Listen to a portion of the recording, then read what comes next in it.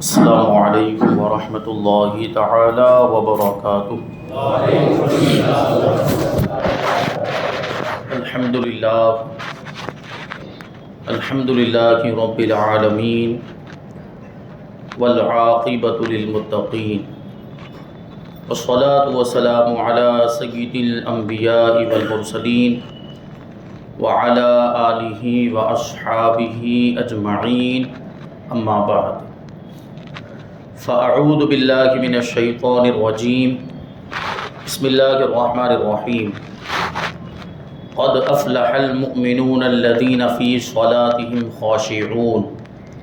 صدق اللہ مولانا العظیم وصدق رسولہ النبی الامین المتین الکریم، ونحن على ذلك لمن الشاہدین والشاکرین والذاکرین والحامدین والحمد للہ رب العالمین۔ آئیے ہم اور آپ سب سے پہلے حضور سرور کائنات، فخر موجودات، باعث تخلیق کائنات، احمد مجتبی محمد مصطفیٰ صلی اللہ علیہ وسلم کی بارگاہ اقدس میں درود و سلام کا ہدیہ پیش کریں اور پڑھیں اللہم صلی علی سیدنا و مولانا محمد معدن الجود والکرم وآلہ الکرام وابنہ الکریم وبارک وسلم، صلاۃ و سلام علیک یا رسول اللہ صلی اللہ تعالی علیہ وسلم۔ عزیزان ملت اسلامیہ، آج انشاءاللہ تبارک و تعالی نماز کے بارے میں گفتگو ہوگی۔ نماز دین کا ستون ہے، نماز مومن کی معراج ہے، نماز میں دنیا اور آخرت کی کامیابی ہے، نماز میں دلوں کا سکون، دلوں کا چین اور دلوں کا اطمینان ہے، اور نماز کو مومن کی معراج فرمایا گیا۔ حضور پاک صلی اللہ علیہ وسلم جب معراج میں تشریف لے گئے تو اللہ تبارک و تعالیٰ نے آپ کی امت کے لیے تحفے کے طور پر نماز عطا فرمائی۔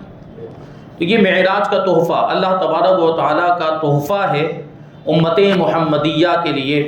تو حضور پاک صلی اللہ علیہ وسلم کی معراج تو یہ تھی کہ آپ لامقام میں تشریف لے گئے، اپنے پروردگار کا دیدار کیا، لیکن عام ایمان والوں کی معراج یہ ہے کہ وہ نماز پڑھنے کے لیے کھڑے ہو جائیں، اسی میں ان کی معراج، اس لیے کہ فرمایا گیا کہ بندہ نماز میں سب سے زیادہ اپنے رب سے قریب ہوتا ہے۔ اگر کوئی اپنے رب سے ملاقات کرنا چاہے، اگر کوئی بندہ اپنے رب سے قریب ہونا چاہے تو وہ نماز پڑھنے کے لیے آ جائے۔ اور نماز کے اندر دنیا اور آخرت کی بھلائیاں موجود ہیں، نماز کے اندر دنیا اور آخرت کی کامیابیاں، ترقیاں موجود ہیں۔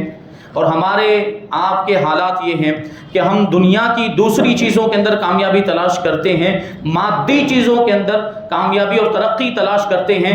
اللہ تبارک و تعالیٰ نے جس چیز میں کامیابی رکھی ہے اس چیز کی طرف نہیں آتے۔ نماز کے اندر اللہ تبارک و تعالیٰ نے ساری کامیابیاں رکھی ہے، اور پانچوں وقت نماز کا جب وقت آتا ہے، مستحب وقت آتا ہے، تو مؤذن پکار کر کہتا ہے حی علی الفلاح، حی علی الفلاح، آؤ کامیابی کی طرف، آؤ کامیابی کی طرف، یعنی نماز کی طرف آؤ، اس نماز کی طرف آؤ جس میں دنیا اور آخرت کی کامیابی ہے۔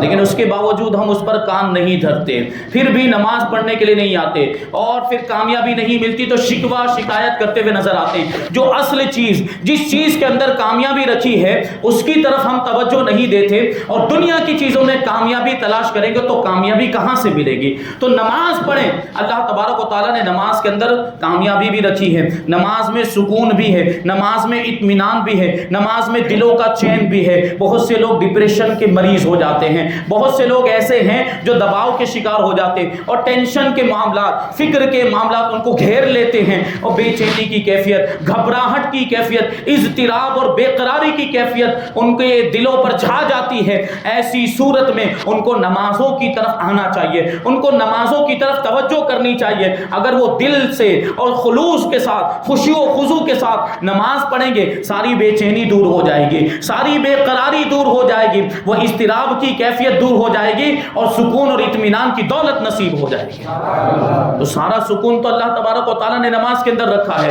لیکن ہم دوسری چیزوں کے اندر سکون تلاش کر رہے ہیں، معاذ اللہ گناہوں کے کاموں میں سکون تلاش کر رہے ہیں۔ گناہ کے کام میں لذت حاصل ہو سکتی ہے لیکن وہ وقتی طور پر ہوگی جب تک آپ اس گناہ کے اندر مبتلا ہیں، لیکن پھر جب گناہ سے فارغ ہو جائیں گے پھر وہی بے چینی کی کیفیت، بلکہ پہلے سے زیادہ اس کیفیت میں اضافہ ہو جائے گا، کیونکہ اب پہلے گناہ کا معاملہ تھا اب اور اضافہ ہو گیا گناہوں کے اندر۔ اس لیے یہ گناہوں کی وجہ سے یہ بے چینی جو آتی یہ گناہوں کی وجہ سے ہوتی ہے، یہ بے قراری کی کیفیت اور یہ جو بھی معاملات ہوتے ہیں ڈپریشن اور دباؤ کے، یہ گناہوں کی وجہ سے ہوتے ہیں، کیونکہ اللہ تبارک و تعالیٰ نے ہمارے بدن کو اپنی عبادت کے لیے پیدا کیا، اور جس چیز کو جس کام کے لیے پیدا کیا گیا ہو اسے اس کام میں نہ لگایا جائے، اس سے وہ کام نہ لیا جائے تو وہ چیز خراب ہو جایا کرتی ہے، وہ چیز ضائع ہو جایا کرتی ہے اور وہ چیز بند ہو جایا کرتی ہے۔ دنیا کی مشینوں کو ہم دیکھ لیں، دنیا کی جو مشینیں ہیں وہ جس کام کے لیے بنائی گئی اگر ان مشینوں سے وہ کام لیا جاتا رہے تو وہ مشین چلتی رہتی ہے، لیکن اس مشین کو اگر بند کر کے رکھ دیا جائے تو وہ مشین خراب ہو جایا کرتی، پھر وہ کام کرنا بند کر دیتی ہے۔ انسان کا جسم بھی تو ایک مشین ہے، اللہ تبارک و تعالیٰ نے انسان کو اور جنات کو اپنی عبادت کے لیے پیدا کیا ہے۔ اب اگر ہم عبادت نہیں کریں گے، اگر نماز نہیں پڑھیں گے تو ہمارا جسم بھی خراب ہو جائے گا، پھر جسم کے اندر طرح طرح کی بیماریاں پیدا ہوگی، روحانی بیماریاں، جسمانی بیماریاں، ظاہری بیماریاں، باطنی بیماریاں، اور یہ بے چینی اور بے قراری اور یہ جو اضطراب کی کیفیت پیدا ہوتی اور یہ جو ڈپریشن اور گھبراہٹ کے جو بھی معاملات ہوتے ہیں یہ عبادت سے دور ہونے کی وجہ سے اور نماز سے غافل ہونے کی وجہ سے ہوتے ہیں۔ تو اگر ہم چاہتے ہیں کہ ہمیں دلوں کا سکون مل جائے تو نماز کی طرف آ جائے اور سچے دل سے خلوص و للہیت کے ساتھ خشوع و خضوع کے ساتھ نماز پڑھ کے دیکھیں کیسا سکون حاصل ہوتا ہے۔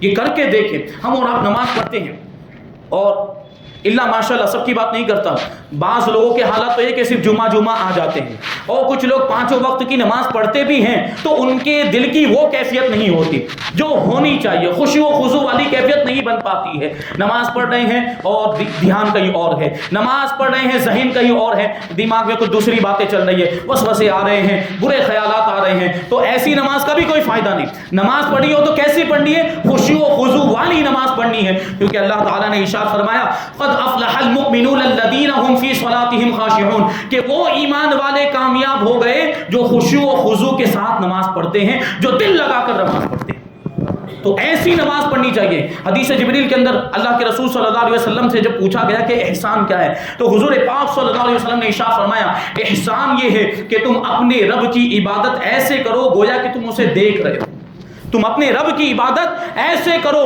گویا کہ تم اسے دیکھ رہے ہو، اور اگر یہ کیفیت پیدا نہ ہو پائے تو کم سے کم اتنا تو ہونا چاہیے کہ یہ تصور کرو کہ وہ ہمیں دیکھ رہا ہے۔ ہمارے آپ کی یہ اوقات نہیں ہے کہ ہم خدا کو دیکھ سکیں، وہ اللہ والے ہوتے ہیں جو اللہ کے جلووں میں کھو جایا کرتے ہیں، وہ انوار و تجلیات کو ملاحظہ فرما لیا کرتے ہیں، وہ اللہ والے، ان کی طاقت و قوت ایسی ہوا کرتی ہے۔ لیکن ہمارے آپ کے معاملات ہم پروردگار کو نہیں دیکھ سکتے، لیکن یہ کیفیت تو پیدا کر سکتے ہیں کہ پروردگار ہمیں دیکھ رہا ہے، اور اگر اس کیفیت کے ساتھ ہم نماز پڑھیں گے تو پھر جو لطف آئے گا، جو سرور آئے گا اور جو خوشی ہمیں ملے گی اس کا ہم اندازہ نہیں لگا سکتے۔ پوری نماز کم سے کم 2 رکعت نماز آپ اس انداز میں پڑھ کر دیکھیں، پوری کوشش کریں کہ پوری نماز میں شروع سے لے کر آخر تک ہمارے ذہن میں یہ تصور ہو کہ ہمارا رب ہمیں دیکھ رہا ہے، خدا ہمیں دیکھ رہا ہے، تو پھر جو کیفیت پیدا ہوگی، پھر یہ خشوع و خضوع پیدا ہوگا، اور اس انداز میں جو نماز پڑھی جائے اسی نماز کا اصل فائدہ ہے، وہی نماز فائدہ دیتی ہے۔ تو اس طریقے سے نماز پڑھنی چاہیے، خشوع و خضوع والی نماز پڑھنی چاہیے۔ ایسی نماز نہ ہو کہ ہم یہاں پہ کھڑے ہیں اور ذہن کہیں اور گھوم رہا ہے، یا معاذ اللہ دکھاوے کے لیے نماز پڑھتے ہیں، ریاکاری کے لیے نماز پڑھتے ہیں، ایسی نمازیں ہمارے منہ پر مار دی جائے گی۔ ایسی نمازوں کا کوئی فائدہ نہیں، ایسی نمازوں کا ثواب ضائع ہو جاتا ہے جو دکھاوے کے لیے پڑھی جاتی ہے۔ اور یہ اس لیے اگر کوئی نماز پڑھتا ہے کہ مجھے نمازی کہا جائے، لوگ مجھے بہت نیک سمجھیں اور بہت بڑا متقی پرہیزگار سمجھیں، تو ایسے نماز پڑھنے والے کا بھی کوئی فائدہ نہیں، بلکہ اس کو جہنم میں ڈال دیا جائے گا، کیونکہ ریاکاری گناہ کبیرہ ہے، دکھاوا گناہ کبیرہ ہے، اور اس کی وجہ سے دنیا میں تو اس کو نمازی کہہ دیا گیا۔ اللہ تبارک و تعالیٰ ارشاد فرمائے گا کہ تو نے نمازیں اس لیے پڑھی تھی تاکہ تجھے نمازی کہا جائے، دنیا میں تجھے نمازی راضی کہہ لیا گیا اب جہنم میں جا، تو اسے جہنم میں ڈال دیا جائے گا اور جہنم میں اس کو عذاب بھگتنا پڑے گا۔ سوچنے جیسی بات ہے کہ دکھاوے کے طور پر اگر نماز پڑھیں گے تو نمازوں کا ثواب ضائع ہو جاتا ہے اور ایسی نمازوں کا کوئی فائدہ نہیں۔ دوسری بات یہاں پر یہ آ جاتی ہے کہ ہم اور آپ نماز پڑھتے ہیں، ہمارے بہت سے بھائی ایسے ہیں جو رسم و رواج کے طور پر نماز پڑھتے ہیں۔ جیسے جمعہ کی نماز ہی کا معاملہ دیکھ لو، بہت سے لوگوں کے ذہن میں یہ بات ہے کہ سب پڑھتے ہیں تو ہم بھی پڑھتے ہیں، یہ ہے کہ نہیں؟ سب پڑھتے ہیں، ایک رواج سمجھ لیا ہے اس کو، ایک رسم سمجھ لیا ہے کہ مسلمانوں کے معاشرے کی اور مسلمانوں کے سماج کی ایک رسم ہے کہ کم سے کم جمعہ کی نماز تو پڑھنی ہی چاہیے، وہ رواج کے طور پر پڑھتے ہیں۔ رواج کے طور پر بھی اگر آپ پڑھیں گے تو اس کا بھی کوئی فائدہ نہیں۔ آپ اللہ کی عبادت کے طور پر پڑھیں، اللہ کو راضی کرنے کے لیے پڑھیں، اس وجہ سے پڑھیں کہ اللہ نے نماز پڑھنے کا حکم دیا ہے، تب اس کا فائدہ ہوگا۔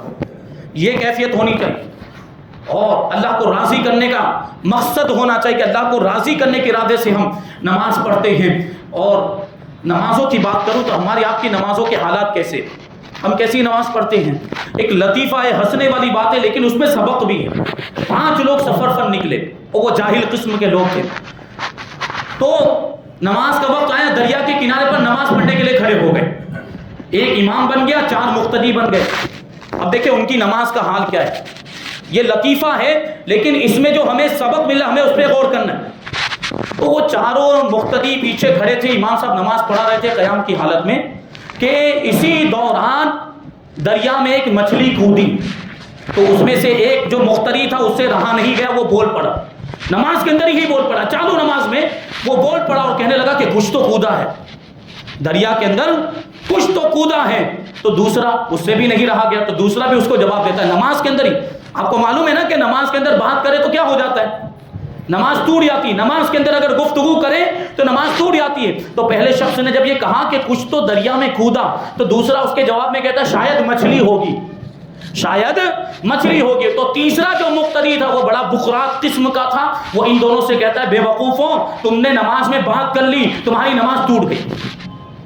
اب اس نے بھی تو بات کی، تو چوتھا مقتدی کہتا ہے کہ تو نے بھی تو بات کر لی، تیری بھی تو نماز ٹوٹ گئی۔ اب یہ چاروں مقتدی، تو امام بھی تو ان کا امام تھا، امام بھی ایسے لوگوں کا امام تھا، وہ امام بھی ویسا تھا، تو امام کیا کہتا ہے چالو نماز کے اندر، الحمدللہ میں نے بات نہیں کی، میری نماز نہیں ٹوٹی۔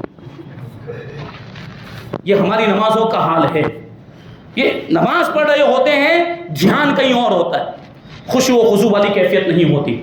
جبکہ ہم اللہ والوں کی نمازیں دیکھیں، اللہ کے ولیوں کی نمازیں دیکھیں، بزرگان دین کی نمازیں دیکھیں، وہ کیسی نماز پڑھتے تھے کہ نماز خود ان پر ناز کرے، نماز خود ان کی اداؤں پر ناز کرتی، ایسی نمازیں وہ پڑھتے تھے۔ مولا کائنات کی نماز کی بات کریں، شیر خدا علی مرتضیٰ کرم اللہ وجہہ الکریم، ایک جہاد کے موقع پر، ایک جنگ کے موقع پر کیا ہوا کہ آپ کی ران میں ایک تیر لگ گیا۔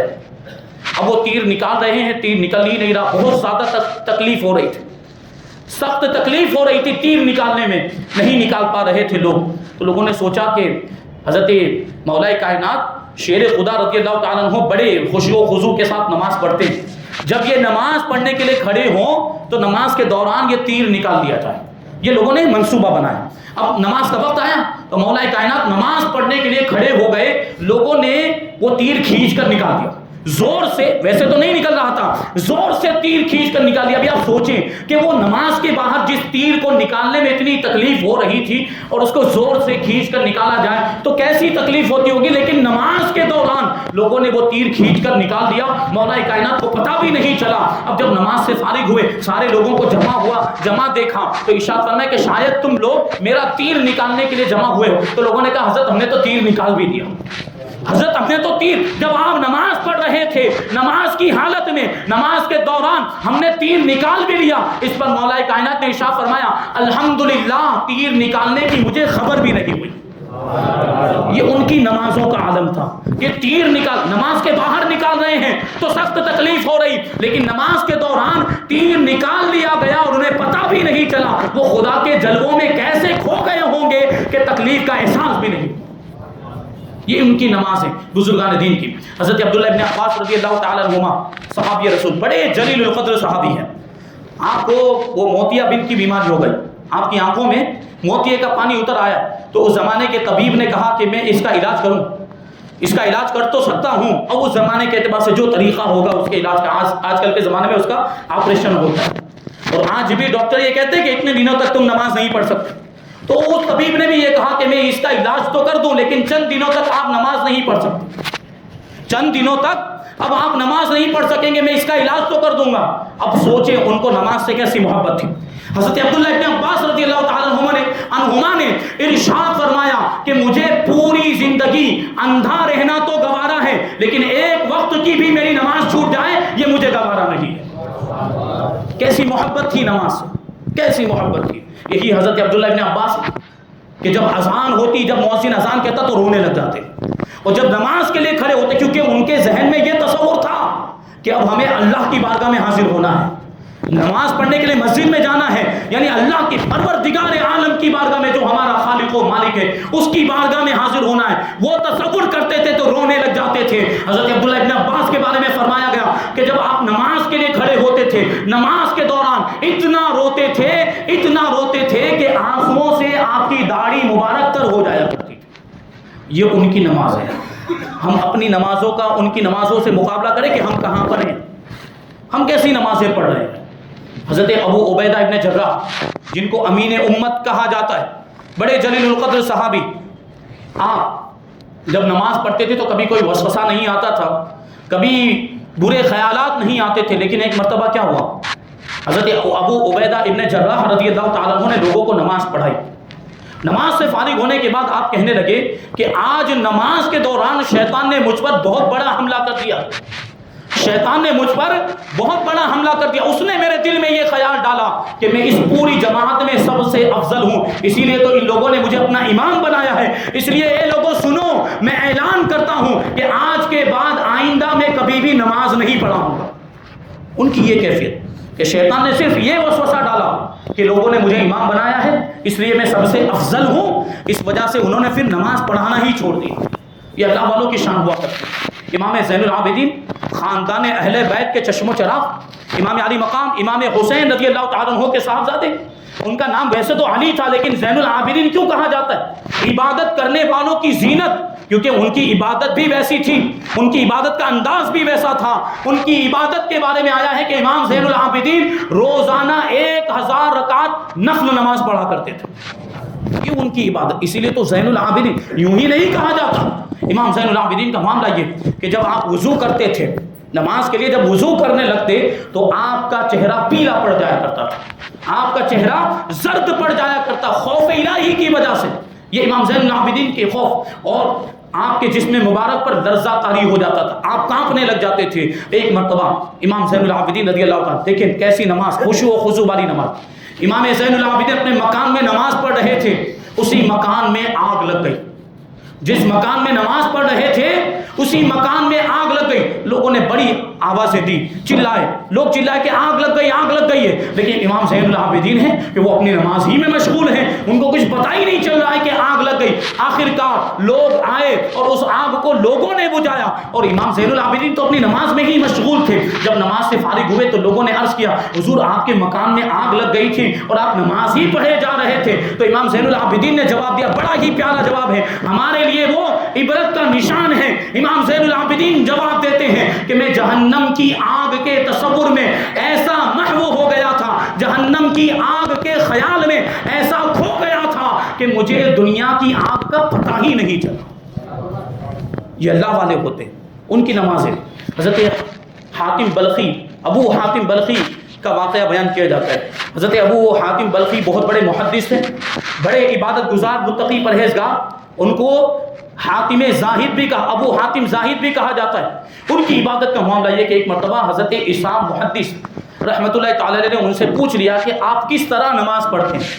تو انہوں نے کہا کہ میں جب نماز پڑھتا ہوں تو میری حالت یہ ہوتی ہے, میری کیفیت یہ ہوتی ہے کہ گویا کہ خانہ کعبہ میرے سامنے ہے اور میرے پاؤں پل صراط کے اوپر ہیں, میری داہنی جانب جنت ہے اور بائیں جانب دوزخ ہے, اور میں یہ سوچتا ہوں نماز پڑھتے وقت یہ سوچتا ہوں کہ موت کا فرشتہ میرے سر پر ہے اور یہ میری زندگی کی آخری نماز ہے, اور بڑے خشوع و خضوع کے ساتھ دل لگا کر رکوع اور سجدہ کرتا ہوں, اور پھر میں اللہ تبارک و تعالیٰ کی رحمت سے قبولیت کی امید بھی رکھتا ہوں, اور اس خوف سے روتا بھی ہوں کہ کہیں میری یہ نماز میرے منہ پر نہ مار دی جائے.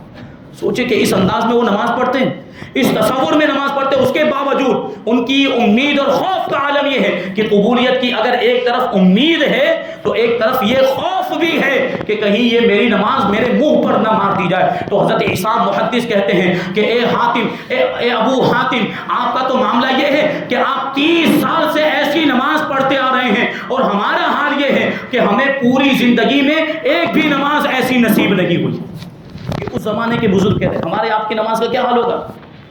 وہ اس زمانے کے بزرگ کہہ رہے ہیں کہ ایک بھی نماز ہمیں ایسی نصیب نہیں ہوئی کہ خشوع و خضوع کے ساتھ، اس کیفیت کے ساتھ ہم نماز ادا کر سکیں۔ حضرت ابو حاتم بلخی رضی اللہ تعالیٰ عنہ یہ جماعت کے ساتھ نماز کے پابند تھے، کبھی جماعت بھی آپ کی نہیں چھوٹتی تھی، ایک پوری زندگی میں صرف ایک مرتبہ آپ کی جماعت چھوٹی، نماز بھی نہیں، نماز قضا نہیں ہوئی ہے، صرف جماعت چھوٹی، کسی کام میں مصروف ہوں گے تو جماعت چھوٹنے کی وجہ سے اتنا روئے کہ رنج و غم سے نڈھال ہو گئے، پورے بلخ میں خبر مشہور ہو گئی، یہاں تک کہ ایک دو لوگ آپ کی تعزیت کے لیے آئے، آپ کو تسلی دینے کے لیے آئے، تو حضرت ابو حاتم بلخی رضی اللہ تعالیٰ عنہ نے یہ ارشاد فرمایا کہ لوگوں کا بھی کیا حال ہے، اگر میرا بیٹا مر گیا ہوتا، اگر میرے بیٹے کا انتقال ہو جاتا تو آدھا بلخ، شہر بلخ کے آدھے لوگ میری تعزیت کے لیے آتے، مجھے تسلی دینے کے لیے آتے، لیکن آج میری جماعت چھوٹ گئی تو صرف 2 لوگ آئے ہیں مجھے تسلی دینے کے لیے اور میری تعزیت کرنے کے لیے۔ اللہ کی پناہ، معاملہ کیا ہو گیا؟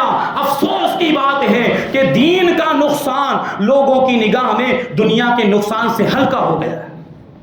جماعت چھوٹ جائے تو رونے لگ جاتے تھے، جیسے کسی کا انتقال نہ ہو گیا ویسی ان کی کیفیت ہو جاتی تھی۔ یہ اللہ والوں کی نماز ہے۔ حضرت ذوالنون مصری رضی اللہ تعالیٰ عنہ کے بارے میں آیا کہ ایک شخص نے ان کے پیچھے نماز پڑھی تو وہ کہنے لگا کہ میں نے جیسے ہی نماز شروع کی، انہوں نے تکبیر تحریمہ کہی تو جلال ربانی کا ان کے اوپر ایسا غلبہ ہوا گویا کہ ان کی روح پرواز کر گئی ہو، اور ان کی تکبیر کی وجہ سے میرے دل پر وہ اثر ہوا کہ میرا دل خدا کی ہیبت سے کانپنے لگ گیا۔ یہ اللہ والوں کی نمازیں ہوا کرتی کہ ان کے پیچھے جو نماز پڑھتے تھے، ان کے جو مقتدی ہوا کرتے، ان کے دل کی کیفیت بھی بدل جایا کرتی تھی۔ ہمارے آپ کی تو سوچیں ہم کہ کیسی نماز ہم پڑھتے ہیں، اور پھر ہم سوچتے ہیں کہ نماز کا کوئی فائدہ نہیں ہوتا، ہم ایسی نماز پڑھیں گے تو فائدہ کہاں سے ہوگا؟ نماز کے اندر اللہ تعالیٰ نے بے شمار فضیلتیں رکھی، نماز میں بے شمار برکتیں ہیں، نماز میں بے شمار فائدے ہیں، لیکن ہمیں اس طرح کی نماز بھی پڑھنی پڑے گی، ویسی نماز بھی تو پڑھیں کہ جس کا فائدہ ہو۔ ہماری نمازیں ہی ویسی نہیں۔ سب سے پہلے تو نماز کا طریقہ ہی نہیں معلوم ہوتا کہ نماز کا طریقہ کیا ہے، نماز میں کیا پڑھنا ہے، نماز کے اوراد کیا ہیں، نماز کے اندر کیا ورد کرنا ہوتا ہے، کیا وظیفے ہیں اس کے، اور سورہ فاتحہ باقی کی 4 سورتیں کم سے کم یاد ہونی چاہیے۔ یہ سب یاد ہی نہیں ہے، اور صحیح طریقے سے ہم کو نہ نماز کے واجبات معلوم، نہ نماز کے شرائط معلوم ہے، نہ نماز کے فرائض معلوم ہے، نہ سنتیں معلوم ہیں، نہ یہ معلوم ہے کہ نماز کب ٹوٹ جاتی ہے، نہ یہ معلوم ہے کہ نماز کب مکروہ ہوتی ہے، کب واجب الادا ہوتی ہے۔ یہ سارے مسائل معلوم ہی نہیں ہے تو نماز ہماری درست کیسے ہو پائے گی؟ اور جب نماز درست ہی نہیں ہوگی تو پھر فائدہ کہاں سے دکھے گا؟ تو ایسی نماز نہیں ہونی چاہیے، خشوع و خضوع والی۔ پہلے تو صحیح طریقہ سیکھیں، نماز کے ضروری مسائل علماء سے معلوم کریں، علماء سے سیکھیں، اور پھر اس انداز میں نماز پڑھیں، خشوع و خضوع کے ساتھ نماز پڑھیں، تو پھر وہ کیفیت بھی پیدا ہوگی اور اس کا فائدہ بھی پھر آپ کو نظر آئے گا۔